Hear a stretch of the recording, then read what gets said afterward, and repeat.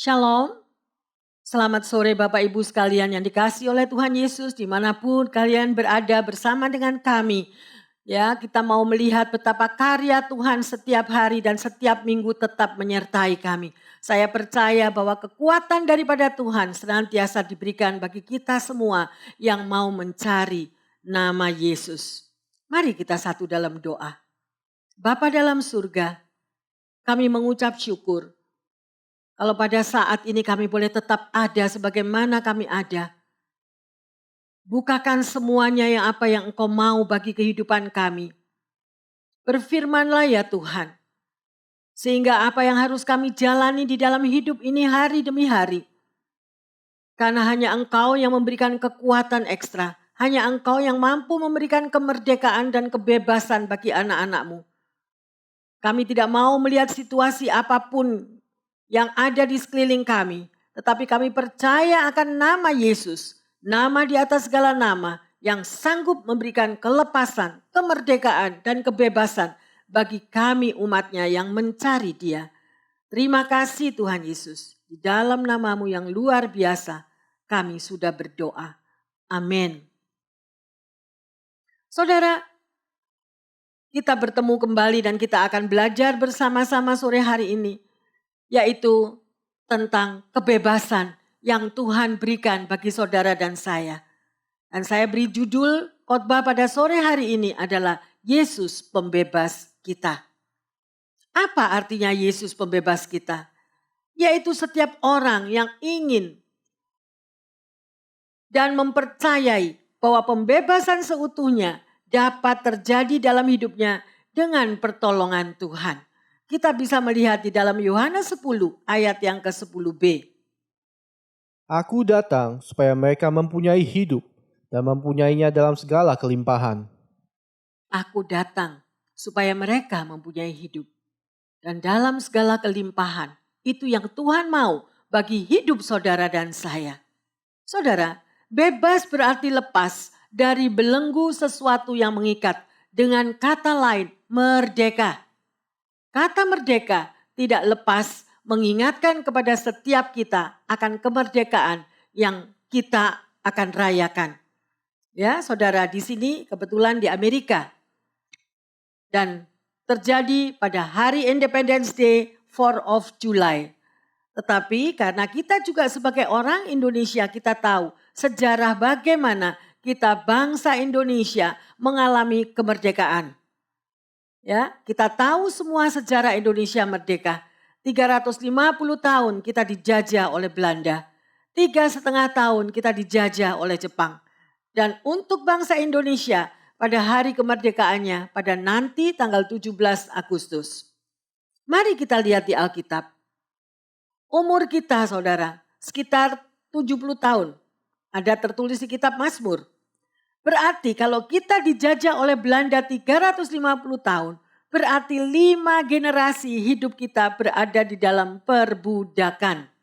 Ya, dan di situ kita bisa melihat, bayangkan dari kakek, nenek, orang tua, anak-anak kita, bahkan sampai ke cucu kita mengalami penderitaan hidup di dalam penjajahan. Belum lagi bonus yang diberikan oleh Jepang. Ya, saudara Romusa selama 3,5 tahun. Tetapi akhirnya Indonesia merdeka pada tanggal 17 Agustus 1945.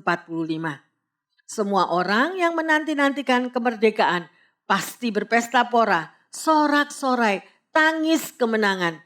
Tidak sia-sia perjuangan mereka, penderitaan yang mereka lalui. Kekuatan menunggu, ada proses yang harus dibayar. Dan itu pasti bersama Tuhan. Kita akan lihat di dalam Yesaya 40 ayat yang ke-31. Tetapi orang-orang yang menanti-nantikan Tuhan mendapat kekuatan baru. Mereka seumpama Raja Wali yang naik terbang dengan kekuatan sayapnya. Mereka berlari dan tidak menjadi lesu. Mereka berjalan dan tidak menjadi lelah. Amin. Saudara, ini adalah firman Tuhan yang mengatakan orang yang menanti-nantikan Tuhan. Ya saudara, bukannya bertambah lemah, tetapi mereka akan bertambah kuat. Oleh karena itu saudara, jangan pernah lupakan para leluhur kita yang sudah mempertaruhkan nyawanya, keluarganya, hidupnya, ya, bagi bangsa Indonesia menjadi bangsa yang merdeka. Kita mau lihat di dalam Yohanes 8 ayat yang ke-36. Jadi, apabila anak itu memerdekakan kamu, kamu pun benar-benar merdeka. Haleluya. Ya, anak itu artinya kalau Yesus itu memberikan kemerdekaan bagi saudara dan saya, kita benar-benar mengalami kemerdekaan. Benar-benar kita mengalami kelepasan, kebebasan. Ya saudara, di sini kita tidak belajar akan sejarah saudara. Tetapi ini membuahkan suatu contoh yang tepat. Apa arti kemerdekaan di dalam Tuhan. Ya, tetapi sesudah kita merdeka, ini pertanyaannya. Apakah kita sudah betul-betul merasakan damai sejahtera, tentram, aman? Ya, kita bukan ya saudara, di dalam kehidupan yang saat ini saudara boleh mendengar akan firman ini. Sekali lagi saya katakan kita tidak belajar sejarah, tetapi ini menjadi contoh bagi kehidupan kita semua. Apa makna dari pembebasan itu? Mari kita mau lihat pada tahun 1965 terjadi pemberontakan G30S PKI. Banyak orang-orang dibunuh, orang-orang pada ketakutan sekalipun sudah merdeka. Dan pada tahun 1998 krisis moneter. 60% orang pada bangkrut, dikatakan mereka sudah merdeka tetapi tidak lepas dari masalah dan penderitaan. Sekarang kita mau lihat pada saat-saat ini. Masalah yang kita alami di seluruh dunia, saudara. Ya, tidak ada satu tempat yang aman bagi kita. Ketakutan, kekhawatiran, kebingungan menghantui apalagi yang akan terjadi di hadapan kita. Ya, bagaimana masa depan anak-anak kita? Apa yang kita mimpi-mimpi indah, semuanya itu menjadi berantakan. Ya, terasa hidup begitu gelap. Stres, putus asa, kebangkrutan, ya, semuanya mengintai dari segala waktu. Saudara, ada seorang anak Tuhan yang menceritakan dulu sebelum dia kenal akan Tuhan, ya, dia percaya, dia mau menerima Tuhan Yesus sebagai Tuhan dan Juru Selamat dalam hidupnya. Percaya bahwa dia akan diselamatkan dalam segala hal. Dan satu hari kalau ia meninggal dia akan masuk surga. Ya, tapi kenyataannya saudara, anak Tuhan yang sudah terima Yesus dalam kurun waktu 10 tahun, 20 tahun, 30 tahun, tidak sedikit mereka meninggalkan Tuhan dan terpuruk di dalam dosa, frustasi dan tidak mengalami kemerdekaan. Ya, bahkan berperilaku yang tidak baik seperti Yudas, terikat kepada kejahatan dan tidak bisa menikmati kemerdekaan dari Tuhan. Ya, mengapa itu saudara? Ingatlah bahwa kehidupan kekristenan adalah suatu proses yang membawa kita untuk kita mempunyai pengalaman-pengalaman pribadi bersama Tuhan. Dan senantiasa hidup kita akan melalui berbagai macam proses demi proses. Sebagai anak Tuhan yang tidak pernah mengalami proses, kita tidak akan pernah tahu siapakah Tuhan dan Juru Selamat itu yang ada di dalam kehidupan kita. Dan kita hanya menjadi seorang Kristen KTP atau Kristen tanpa pertobatan. Pertanyaannya, apakah Tuhan memang benar-benar memberikan pembebasan, memberikan kemerdekaan? Ya saudara, apakah Tuhan hanya memberikan kemerdekaan separuh-separuh? Apakah benar negara Amerika, negara Indonesia itu merdeka? Apakah benar bahwa orang Israel itu sudah keluar dari tanah Mesir? Apakah benar Tuhan Yesus itu menghidupkan orang mati? Saudara, banyak pertanyaan-pertanyaan di dalam hati dari orang-orang yang ingin benar-benar mengetahui apa arti kemerdekaan itu. Semua itu benar terjadi. Apakah benar kita diselamatkan? Itu benar. Untuk itu Yesus sudah dikorbankan di kayu salib bagi kita semua untuk menebus segala kesalahan dosa umatnya. Ya saudara, kita harus tahu bahwa kemerdekaan yang sejati bukanlah proses dalam satu hari, ya, atau satu waktu, tetapi adalah proses dari hari ke hari. Ya, jadi saudara, setiap hari kita harus mempunyai hubungan intim dengan Tuhan. Mempunyai hubungan relationship dengan Sang Pencipta kita. Karena Yesus sudah memberikan kemerdekaan. Pilihan ada dalam tangan saudara dan saya. Ya, mari kita lihat dalam Matius 6 ayat yang ketiga dan keempat.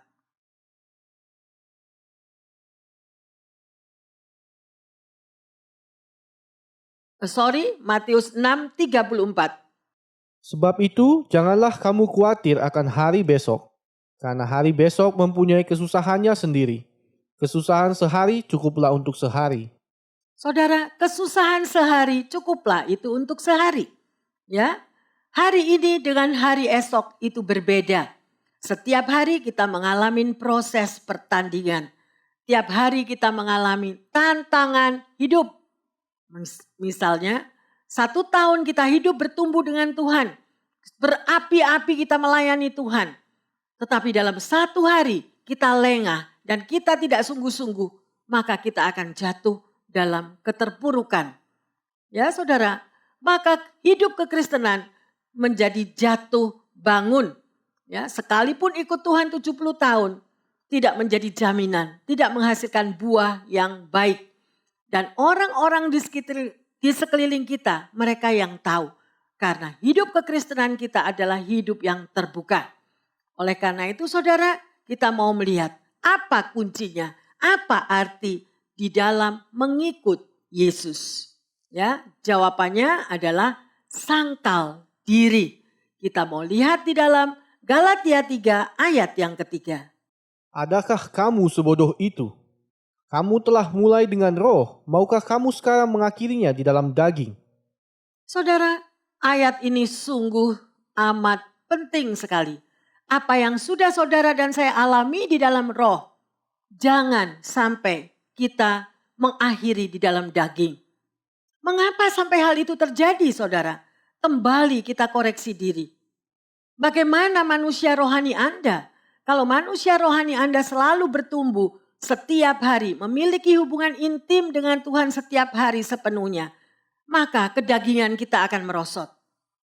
Kalau kita tidak menjalin hubungan intim dengan Tuhan, otomatis manusia daging yang akan bertumbuh dan itu akan membawa kita dalam kejatuhan dan terpuruk. Maka terjadilah ayat ini. Apa yang sudah kita alami dahulunya menggebu-gebu di dalam roh, melayani Tuhan, berjanji setia kepada Tuhan. Tetapi akhirnya karena lengah, karena berbagai macam tantangan proses, berbagai macam pencobaan, daya pikat dunia, akhirnya kita jatuh dalam kedagingan. Maka semuanya berakhir di dalam daging. Dan kita lepaskan apa yang dulunya sudah kita terima di dalam roh. Ya saudara, oleh karena itu mari ya, Galatia 3 ayat 3 adalah kunci dari segala kejatuhan dan keterpurukan. Gagal semua mimpi-mimpi indah. Gagal semua yang dulunya kita berapi-api. Cinta Yesus semuanya sudah berakhir. Mari kita koreksi diri. Apakah Anda mengalami hal itu? Kalau itu betul-betul terjadi dalam hidup Anda, mari saat ini Roh Kudus ingatkan. Kita mau balik lagi. Tingkatkan kembali manusia rohani kita. Ya saudara. Mengapa manusia tidak dapat mempertahankan kemerdekaannya atau kemenangannya? Padahal sudah dibebaskan dari masa lalunya. Ya, pasti kita semua mempunyai masa lalu. Kita akan belajar akan 2 hal. Yang pertama, manusia diberi kebebasan dan kemerdekaan. Tetapi manusia sering melewati batasan-batasannya. Dalam hidup ini ada rambu-rambu. Ada batasan-batasan. Misalnya di dalam sepak bola lapangannya boleh besar. Ya saudara. Boleh lari keliling kemanapun.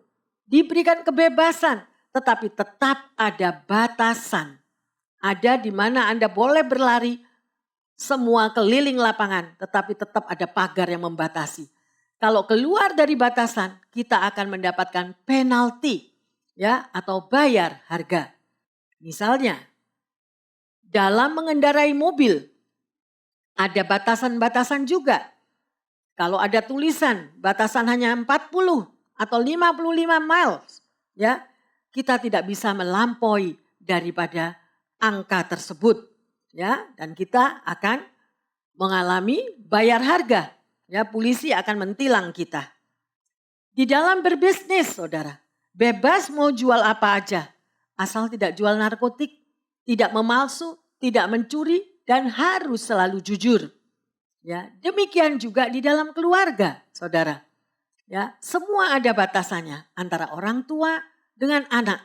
Anak bebas bercanda, anak bebas melakukan semuanya, tetapi tetap ada respek atau menghargai keberadaan orang tuanya. Ya, sekalipun orang tuanya itu miskin, sekalipun orang tuanya itu berjualan di pasar, dan anaknya yang sudah sukses menjadi orang yang berpangkat, menjadi orang yang mempunyai kedudukan, janganlah anak ini mendurhaka, ya, tidak hormat dan memandang rendah kepada keadaan orang tuanya. Ya, jangan sempat saudara untuk melakukan, ya, air susu dibalas dengan air tuba. Mari kita mau koreksi diri, bagaimana sikap kita kepada orang tua kita. Selagi ada waktu, bahagiakan mereka karena itu adalah hukum daripada Tuhan. Ya, ada batasannya untuk menghargai orang tuanya. Saudara, banyak orang yang tidak dapat untuk menghargai.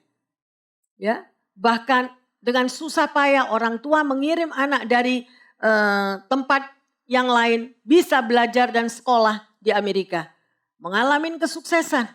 Dan pada waktu ditanya, di mana orang tuamu? Dan mereka menjawab, oh saya tidak punya orang tua. Orang tua saya sudah meninggal.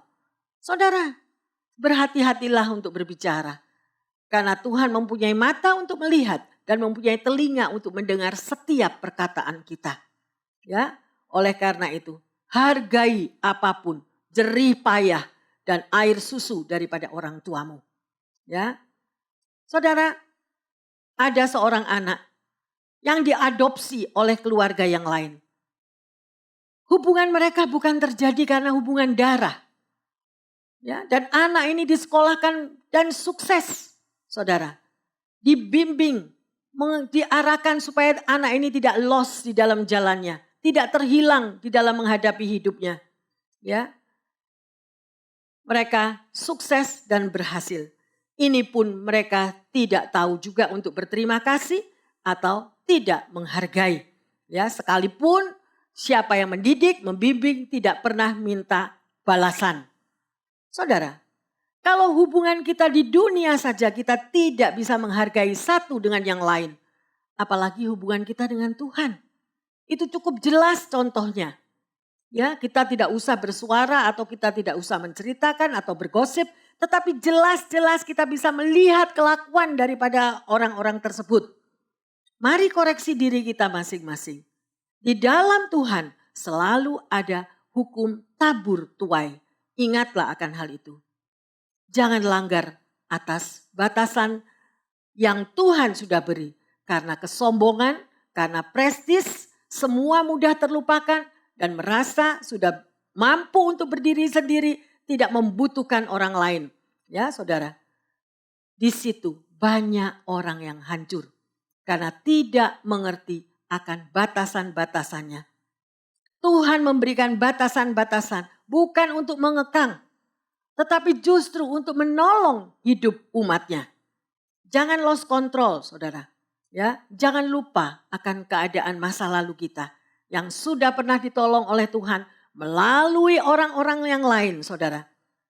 Ada pepatah bahwa kacang lupa kulitnya. Sudah tinggal di luar negeri, sukses, orang tua tinggal di kampung, ya saudara. Sedemikian mereka mudah untuk melupakan, seolah-olah tidak pernah mempunyai orang tua lagi. Kalau kita lupa akan masa lalu kita, lupa kepada orang yang membimbingmu, Tuhan pasti bertindak. Ya. Karena Tuhan sudah memberikan hukumnya, ada batas-batasnya. ada hukum tabur tuai. Mari saudara, kita koreksi diri. Kalau ada itu di antara kita, saatnya kita mau kembali. Tuhan adalah kasih. God is love. Ya, Jesus is love. Oleh karena itu biarlah apapun hubungan kita saudara, sekalipun bukan sedarah, tetapi itu adalah hubungan hati. Orang yang mengasihi adalah orang yang melakukan firman Tuhan. Saudara, yang kedua, sering kali kita terlalu overconfidence, terlalu percaya diri, ya, bisa hidup tanpa orang lain. Aku hebat, aku kuat, aku sudah sukses. Ya, saudara, mari kita belajar dari 1 Samuel 17 ayat yang ke-42. Ketika orang Filistin itu menunjukkan pandangannya ke arah Daud serta melihat dia, dihinanya Daud itu karena ia masih muda, kemerah-merahan dan elok parasnya. Saudara, ini menceritakan tentang Daud ya. Dan di sini kita juga melihat siapa pada waktu itu Daud untuk melawan Goliat. Kita akan baca pada ayat yang ke-45 bagaimana Goliat itu sangat percaya diri. Tetapi Daud berkata kepada orang Filistin itu, "Engkau mendatangi aku dengan pedang dan tombak dan lembing. Tetapi aku mendatangi engkau dengan nama Tuhan semesta alam, Allah segala barisan Israel yang kau tantang itu." Saudara, luar biasa. Daud mendatangi Goliat, lawannya tinggi besar. Daud masih ya remaja sedemikian rupa. Tetapi dia tahu ada kuasa. Dan kuasa itu adalah kuasa Tuhan. Kalau saat ini saudara, Anda lagi mengalami peperangan apapun. Kita melihat di sekeliling kita yang begitu. Belum berhenti masalah yang tidak menentu. Tetapi kalau Tuhan berada bersama dengan saudara dan saya, kita akan melihat dan kita akan merasakan kemenangan yang saudara dapat seperti apa yang Daud sudah dapatkan kemenangan itu. Daud hanya dalam hitungan menit saudara, maka Goliat itu tumbang. Kalau dalam hidup kita itu merasa kuat, ya tidak butuh orang lain, merasa percaya diri, tidak membutuhkan pertolongan. Ingatlah, manusia adalah makhluk yang lemah dan terbatas. Kita membutuhkan saling berhubungan satu dengan yang lain. Kita ini saling membutuhkan saudara. Jangan sombong dan mengatakan, saya mempunyai segala-galanya. Saya tidak perlu saudara, saya tidak perlu teman, saya tidak perlu semuanya itu. Ya, karena saya bisa berdiri sendiri. Ya, bahkan ada yang mengatakan, mengapa mencampuri urusan saya? Keluarga bukan, saudara bukan, sok kenal, sok akrab. Saya bisa berdiri sendiri. Saya bisa urus urusan saya sendiri. Saudara, saya mengingatkan, hati-hati dengan perkataanmu. Semua kita tahu bahwa saatnya Tuhan akan panggil kita. Dan kita tidak jalan sendiri pergi ke kuburan saudara. Ya, ini adalah firman Tuhan. Tuhan sudah berikan rambu-rambunya. Hiduplah di dalam kasih. Ya, kasihilah Allah Tuhanmu dengan segenap hatimu. Dan juga kasihilah sesamamu. Kalau kita mempunyai anak dan anak kita mengasihi sesamanya, kita justru bersyukur kepada Tuhan. Justru jangan melarang kalau anak kita itu mengasihi sesamanya. Asal dengan kata-kata yang positif, mengasihi dengan yang positif. Ya saudara, karena itu adalah firman yang Tuhan ajarkan. Sedemikian rupa saudara, hanya dalam hitungan detik kesombongan kita akan mengubah kehidupan kita kepada keterpurukan secara total. Kita mau lihat di dalam Lukas 12 ayat 19 dan 20.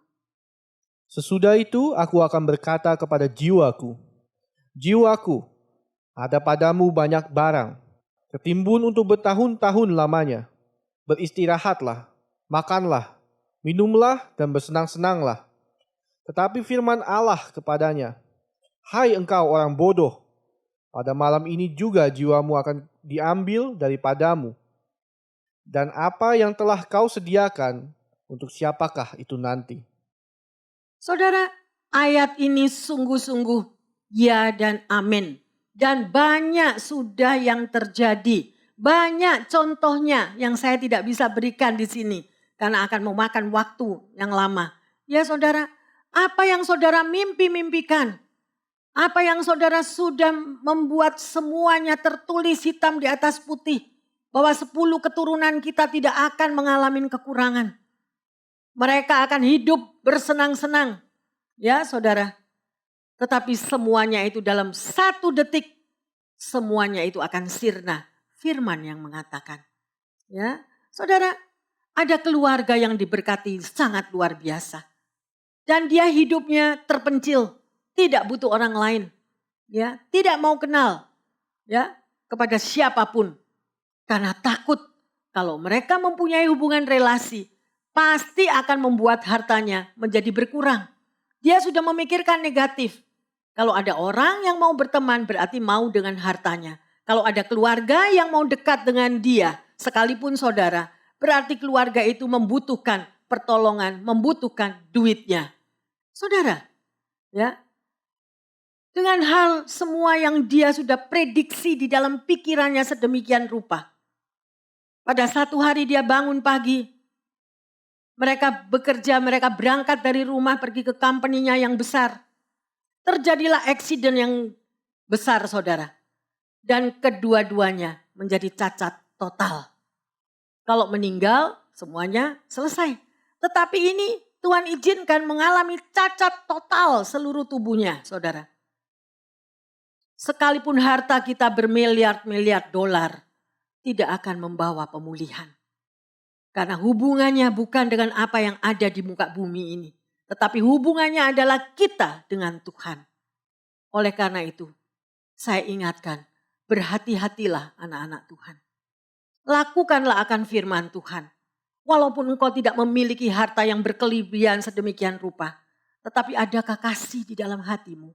Tidak menutup kemungkinan untuk keluargamu. Tidak menutup kemungkinan kepada teman-teman. Tidak menutup kemungkinan kepada mereka yang menderita.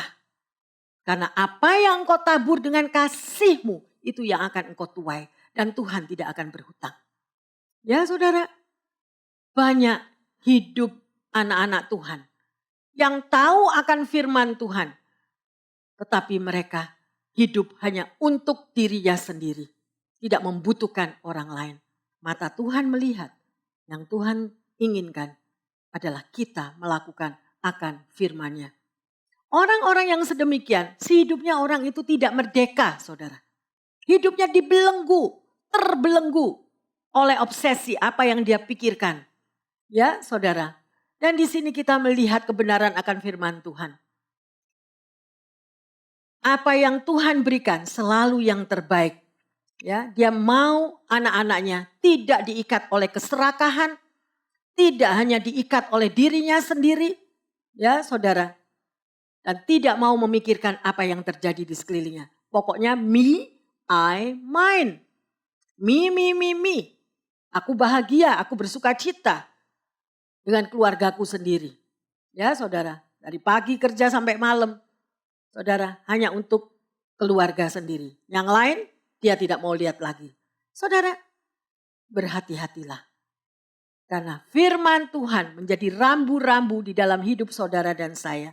Mari kita lihat di dalam Mazmur 49 ayat yang ke-6 dan ke-7. Mengapa aku takut pada hari-hari celaka pada waktu aku dikepung oleh kejahatan pengejar-pengejarku? Mereka yang percaya akan harta bendanya dan memegahkan diri dengan banyaknya kekayaan mereka. Saudara, adakah Anda baca firman ini? Kalau Anda belum pernah mendengar akan firman ini, alangkah baiknya Anda baca kembali. Ya, barang siapa yang percaya akan harta bendanya sendiri.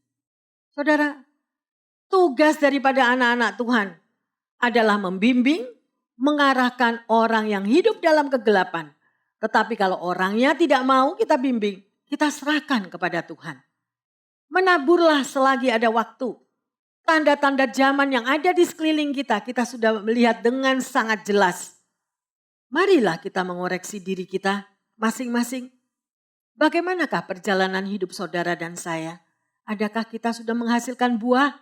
buah-buah kasih yang tidak hanya memikirkan diri sendiri. 1 Petrus 5 ayat yang ke-8. Sadarlah dan berjaga-jagalah. Lawanmu si iblis berjalan keliling sama seperti singa yang mengaum-aum dan mencari orang yang dapat ditelannya. Saudara, itulah pekerjaan si jahat. Kalau Anda tidak berpaut dengan Tuhan sepenuhnya, iblis itu mengaum-ngaum, mencari mangsa setiap saat, mencari orang yang bisa ditelannya. Oleh karena itu saudara, firman ini membawa kita, kembalilah kepada Tuhan. Ya, sadarlah kapan, waktu dan detik kita bisa selalu dijatuhkan. Iblis selalu pasang radar setiap hari kepada anak Tuhan. Ya, jagalah hidupmu masing-masing. Lakukanlah firman Tuhan. Penyesalan selalu datang terlambat.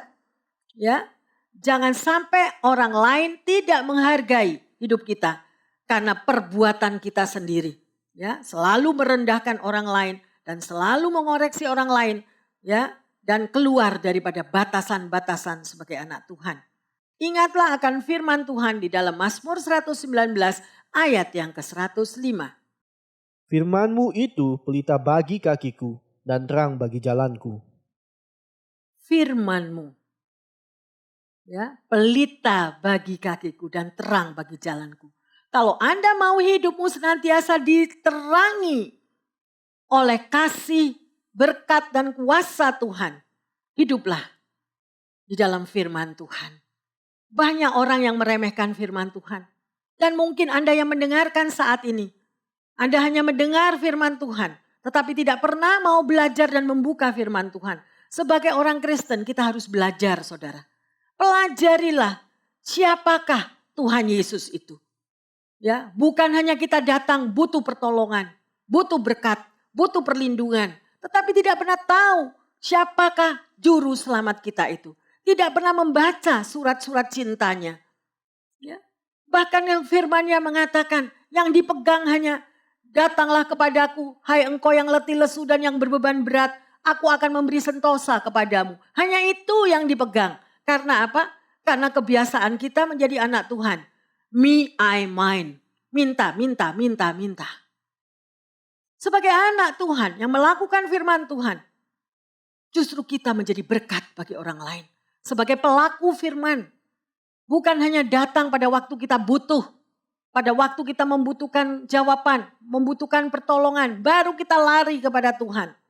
Saudara, Tuhan tidak menginginkan hal itu. Ya, oleh karena itu kalau kita mau mengalami pembebasan, taruhlah firman Tuhan di dalam hidupmu. Dan jadilah pelaku firman setiap hari. Meteraikan di dalam hatimu bahwa satu hari kita akan bertemu muka dengan Tuhan. Apa yang engkau dan saya akan pertanggungjawabkan di hadapannya. Saudara, kita hidup di dunia ini hanya numpang lewat. Isilah setiap hari hidupmu menjadi berkat, menjadi terang bagi kemuliaan Tuhan. Sehingga pada waktu saatnya kita bertemu muka dengan Tuhan, kita boleh bangga. Tuhan akan mendengarkan suaranya. Hai engkau pelayan yang setia, pelayan yang baik. Ya, ingatlah bahwa kita akan berhadapan muka dengan muka. Mungkin saudara saat ini yang mendengarkan, saudara katakan, pendeta, saya tidak pernah baca firman Tuhan. Hidup saya sudah terpuruk, hidup saya sudah penuh dengan dosa. Apakah Tuhan mau mengampuni saya? Tidak ada kata terlambat, saudara. Kalau engkau selamanya ini belum pernah baca firman Tuhan, mulailah pada hari ini. Mulailah mengenali siapa Tuhan Yesus sebagai juru selamatmu. Kenalilah dia begitu kasih. Dan kita sudah belajar pada minggu yang lalu. Walaupun dosamu semerah kirmisi, aku mampu membuat putih seperti salju. Tapi dengan sungguh-sungguh bertobat, bukan pertobatan yang palsu. Datanglah kepada dia. Maka tangan yang berlubang paku itu disodorkan kepada Anda setiap hari. Dan firman-Nya ya dan amin. Dia katakan setiap hari aku memberikan pertolongan kepada umatku yang mencari aku. Sekali lagi bertobatlah. Kalau kita hanya mencari pertolongan Tuhan pada waktu kita susah. Ya, pada waktu ada masalah, kita baru kejar mencari Tuhan. No way. jadilah pelaku firman Tuhan. Jadi kita sudah belajar saudara saat ini 2 hal. Ya. Yang pertama, kemerdekaan adalah proses dari hari ke hari. Keberhasilan hari ini belum tentu kita raih atau menghasilkan lagi di hari esok. Kegagalan yang kemarin belum tentu kegagalan untuk masa depan. Ya. Kalau kita mau melibatkan Tuhan di dalam segala perjalanan hidupmu, biarlah Yesus Roh Kudusnya, ya saudara, yang mengatur jalan hidup saudara dan saya. Mulailah dari fondasi. Tidak ada kata terlambat. Sekalipun Anda mungkin pada saat ini umur Anda sudah 80 tahun. Belum terlambat. Ambil decision saat ini. Ampuni aku Tuhan. Masuklah di dalam hidupku. Jadikan aku anakmu. Tuntunlah aku Roh Kudus. Ampuni dosaku. Nah, mulai Anda belajar akan firman Tuhan. Maka Tuhan akan mengampuni. Ya, kuncinya apa saudara? Taat. Komitmen dan disiplin senantiasa. Ada hubungan pribadi dengan Tuhan setiap hari. Ya. Yang kedua, pertahankan kalau Tuhan sudah memberikan kebebasan, kemerdekaan. Ingat, saudara tetap ada batas-batasnya, ada keterbatasan. Ya, jangan saudara merasa bahwa engkau sudah di dalam Tuhan, I'm free now. Dan setelah itu saudara boleh melakukan segala dosa apapun. No. Kita tetap harus melakukan batasan-batasan kita sesuai dengan firman Tuhan. Yang ketiga, jangan terlalu percaya diri dengan kehebatan kemampuan kita. Hiduplah bergantung sepenuhnya kepada Tuhan. Kadang-kadang di balik kehebatan kita, hanya dalam waktu hubungan detik, semuanya bisa tumbang dan hancur. Oleh karena itu saudara, hati-hati. Jangan terlalu percaya diri. Berikan kepercayaanmu sepenuhnya di dalam Tuhan. Bapak, Ibu, Saudara-saudari yang terkasih, firman Tuhan ya dan amin. Kemerdekaan yang sejati hanya dapat kita temukan di dalam Yesus. Apa arti kebebasan itu menurut saudara? Menurut Anda? Ya, komitmen apa yang akan Anda buat supaya dapat mengalami pembebasan dari Tuhan? Saudara, jaga diri, protek diri dengan baik, berdirilah dengan teguh, lakukanlah firman Tuhan. Berubahlah dengan pembaharuan budi sesuai dengan firman Tuhan. Ya, jauhkan dari segala emosi dan perbuatan-perbuatan yang negatif atau egois. Ya, hidup hanya untuk diri sendiri, tidak mau memikirkan sesamanya. Ya, saudara, mari, Tuhan tidak suka akan hal itu. Kita lahir dan pulang tidak membawa apa-apa. Yang kita nikmati dan miliki di dunia ini, semuanya adalah milik Tuhan. Bukan karena kerja keras Anda. Atau Anda merasakan kalau bukan saya yang kerja siapa? No, Anda boleh bekerja keras. Tetapi kalau Tuhan tidak memberkati, zero hasil keras Anda. Hasil kerja susah payah Anda akan zero, tidak menghasilkan apa-apa. Ya, seperti di dalam kitab Hagai 1, saudara boleh baca. Ya, oleh karena itu libatkan Tuhan. Ya, Tuhan tidak suka akan hal itu. Yang kita nikmati dan miliki sekali lagi itu berasal daripada Tuhan. Jangan serakah, saudara, Jangan serakah, kalahkan manusia daging dan semakin bertumbuh di dalam manusia rohani. Maka kemerdekaan, kebebasan yang Tuhan berikan menjadi milik saudara dan saya. Ya, amin. Saudara, kita sudah belajar. Yesus pembebas kita. Pegang teguh sungguh-sungguh. Karena kemerdekaan yang Tuhan sudah berikan bagi kita semuanya. Amin. Saudara, betapa kasihnya Tuhan itu. Dia sangat mencintai Anda dan saya. Apakah yang saudara berikan kembali kepadanya? Selain Anda mengucap syukur akan berkat perlindungan kasihnya di dalam situasi yang mendunia, saudara dan saya boleh tetap ada. Karena saudara dan saya dipanggil dan dipilih. Rasakan kasih Tuhan, saudara.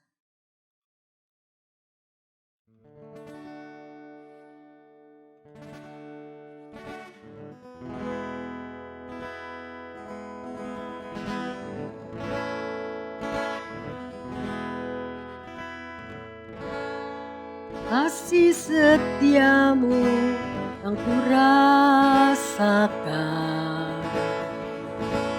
lebih tinggi dari langit biru. Rasakan kasihnya saudara.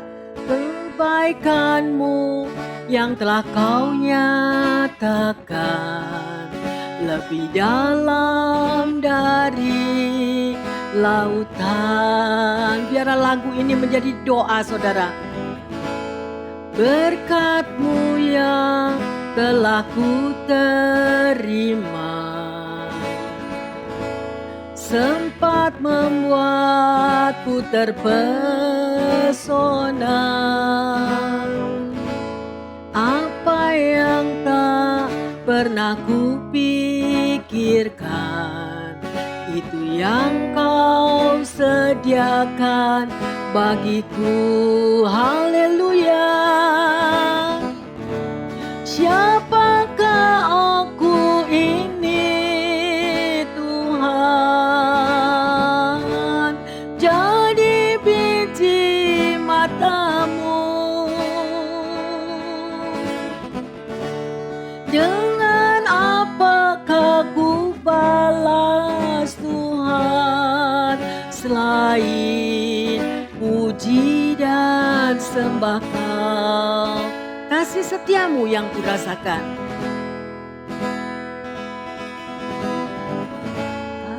Kasih setiamu yang kurasakan.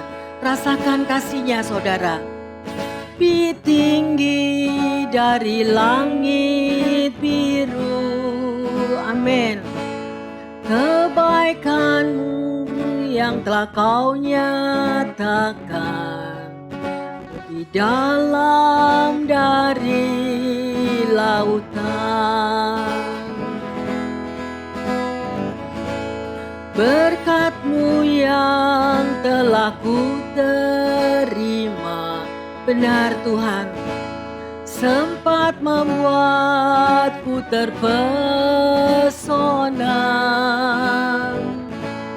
Apa yang tak pernah ku pikirkan, itu yang Kau sediakan bagiku. Terima kasih Tuhan. Siapakah aku ini Tuhan, jadi biji mata-Mu. Amin, amin. Dengan apakah ku balas Tuhan, selain puji dan sembah Kau. Siapakah aku ini Tuhan? Katakan saudara, apakah aku ini Tuhan, jadi biji mata-Mu. Thank you Jesus. Dengan apakah ku balas Tuhan, selain puji dan sembah Kau. Selain puji dan sembah Kau, selain puji dan sembah Kau.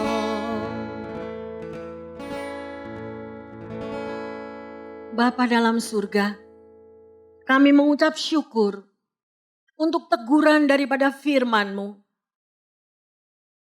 Biarlah kami mau berbalik Tuhan, dari kedagingan hidup kami, dari keserakahan kami, dari kesombongan kami, dari egoisnya kami Tuhan. Kami boleh melihat bagaimana pertolongan-Mu. Kami dulu hidup di dalam gelap, kami dulu hidup di dalam perbudakan, tetapi Engkau yang sudah memberikan kemerdekaan total. Terima kasih Tuhan Yesus. Biarlah kami tidak akan membalas kasih-Mu bagaikan membalas air tuba Tuhan. Karena Engkau sudah memberikan susu dan madu di dalam kehidupan kami. Mungkin di dalam keadaan yang mendunia saat ini Tuhan.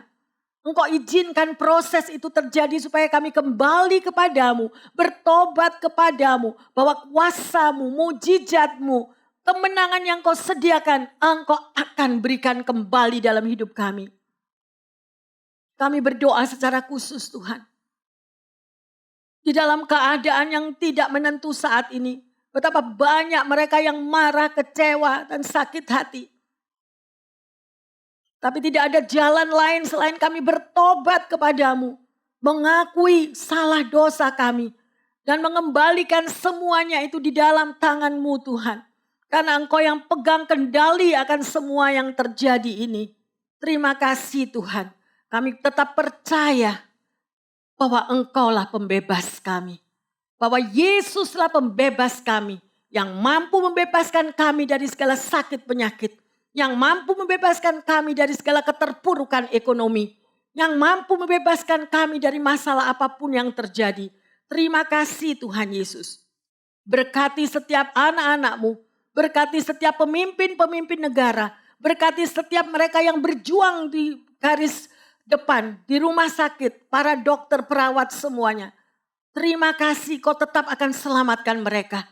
Engkau tetap akan memberikan kemenangan, kelepasan, dan pembebasan. Terima kasih Tuhan Yesus.